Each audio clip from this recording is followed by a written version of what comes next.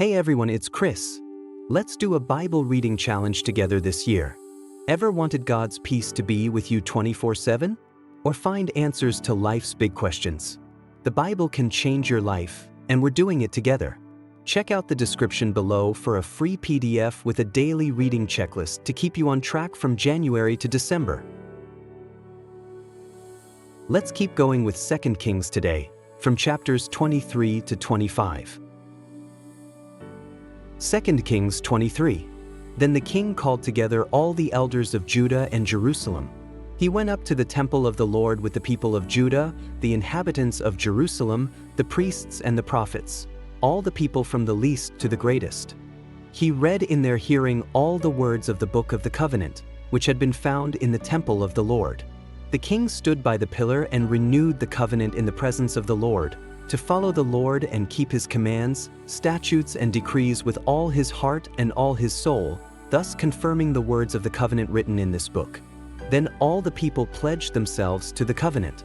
The king ordered Hilkiah the high priest, the priests next in rank and the doorkeepers to remove from the temple of the Lord all the articles made for Baal and Asherah and all the starry hosts. He burned them outside Jerusalem in the fields of the Kidron Valley and took the ashes to Bethel. He did away with the idolatrous priests appointed by the kings of Judah to burn incense on the high places of the towns of Judah and on those around Jerusalem, those who burned incense to Baal, to the sun and moon, to the constellations, and to all the starry hosts. He took the Asherah pole from the temple of the Lord to the Kidron Valley outside Jerusalem and burned it there. He ground it to powder and scattered the dust over the graves of the common people. He also tore down the quarters of the male shrine prostitutes that were in the temple of the Lord, the quarters where women did weaving for Asherah. Josiah brought all the priests from the towns of Judah and desecrated the high places, from Geba to Beersheba, where the priests had burned incense. He broke down the gateway at the entrance of the gate of Joshua, the city governor, which was on the left of the city gate. Although the priests of the high places did not serve at the altar of the Lord in Jerusalem, they ate unleavened bread with their fellow priests. He desecrated Topheth, which was in the valley of Ben Hinnom, so no one could use it to sacrifice their son or daughter in the fire to Molech. He removed from the entrance to the temple of the Lord the horses that the kings of Judah had dedicated to the sun. They were in the court near the room of an official named Nathan-Melech. Josiah then burned the chariots dedicated to the sun. He pulled down the altars the kings of Judah had erected on the roof near the upper room of Ahaz, and the altars Manasseh had built in the two courts of the temple of the Lord. He removed them from there, smashed them to pieces, and threw the rubble into the Kidron Valley. The king also desecrated the high places that were east of Jerusalem on the south of the hill of corruption, the ones Solomon king of Israel had built for Ashtoreth the vile goddess of the Sidonians, for Chemosh the vile god of Moab, and for Molech the detestable god of the people of Ammon. Josiah smashed the sacred stones and cut down the Asherah poles and covered the sites with human bones. Even the altar at Bethel, the high place made by Jeroboam son of Nebat, who had caused Israel to sin, even that altar and high place he demolished. He burned the high place and ground it to powder, and burned the Asherah pole also. Then Josiah looked around, and when he saw the tombs that were there on the hillside, he had the bones removed from them and burned on the altar to defile it, in accordance with the word of the Lord proclaimed by the man of God who foretold these things. The king asked, "What is that tombstone I see?" The people of the city said, "It marks the tomb of the man of God who came from Judah and pronounced against the altar of Bethel the very things you have done to it." "Leave it alone," he said. "Don't let anyone disturb his bones." So they spared his bones and those of the prophet who had come from Samaria. Just as he had done at Bethel, Josiah removed all the shrines at the high places that the kings of Israel had built in the towns of Samaria and that had aroused the Lord's anger.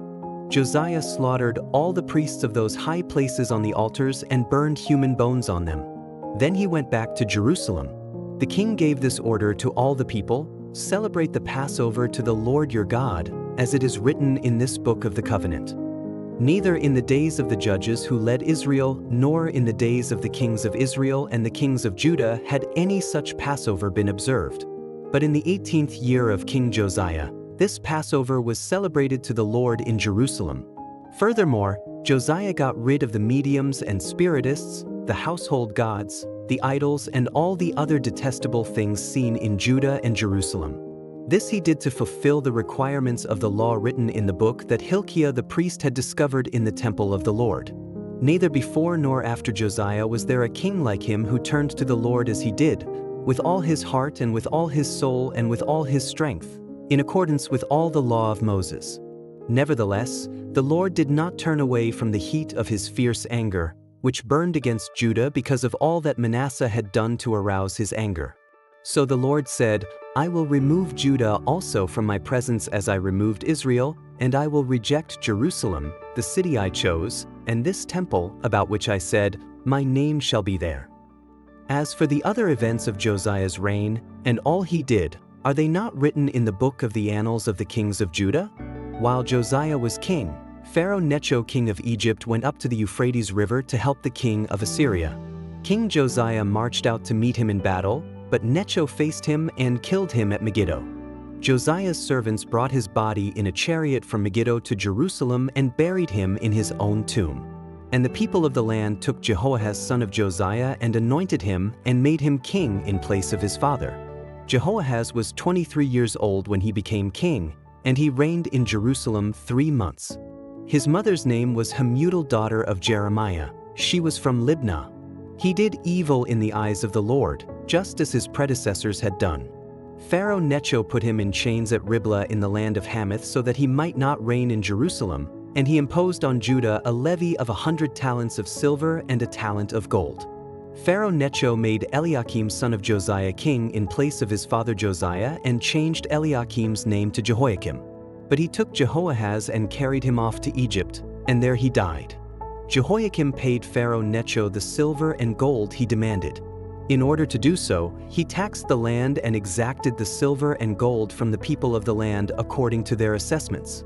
Jehoiakim was 25 years old when he became king, and he reigned in Jerusalem 11 years. His mother's name was Zebidah daughter of Pedaiah. She was from Rumah. And he did evil in the eyes of the Lord, just as his predecessors had done. 2 Kings 24. During Jehoiakim's reign, Nebuchadnezzar king of Babylon invaded the land, and Jehoiakim became his vassal for 3 years. But then he turned against Nebuchadnezzar and rebelled. The Lord sent Babylonian, Aramean, Moabite, and Ammonite raiders against him to destroy Judah, in accordance with the word of the Lord proclaimed by his servants the prophets. Surely these things happened to Judah according to the Lord's command, in order to remove them from his presence because of the sins of Manasseh and all he had done, including the shedding of innocent blood. For he had filled Jerusalem with innocent blood, and the Lord was not willing to forgive. As for the other events of Jehoiakim's reign, and all he did, are they not written in the book of the annals of the kings of Judah? Jehoiakim rested with his ancestors, and Jehoiakim his son succeeded him as king. The king of Egypt did not march out from his own country again, because the king of Babylon had taken all his territory from the Wadi of Egypt to the Euphrates River. Jehoiakim was 18 years old when he became king, and he reigned in Jerusalem 3 months. His mother's name was Nehushta daughter of Elnathan. She was from Jerusalem. He did evil in the eyes of the Lord, just as his father had done. At that time the officers of Nebuchadnezzar king of Babylon advanced on Jerusalem and laid siege to it, and Nebuchadnezzar himself came up to the city while his officers were besieging it. Jehoiakim king of Judah, his mother, his attendants, his nobles, and his officials all surrendered to him. In the 8th year of the reign of the king of Babylon, he took Jehoiakim prisoner. As the Lord had declared, Nebuchadnezzar removed the treasures from the temple of the Lord and from the royal palace, and cut up the gold articles that Solomon king of Israel had made for the temple of the Lord. He carried all Jerusalem into exile, all the officers and fighting men, and all the skilled workers and artisans, a total of 10,000. Only the poorest people of the land were left. Nebuchadnezzar took Jehoiakim captive to Babylon.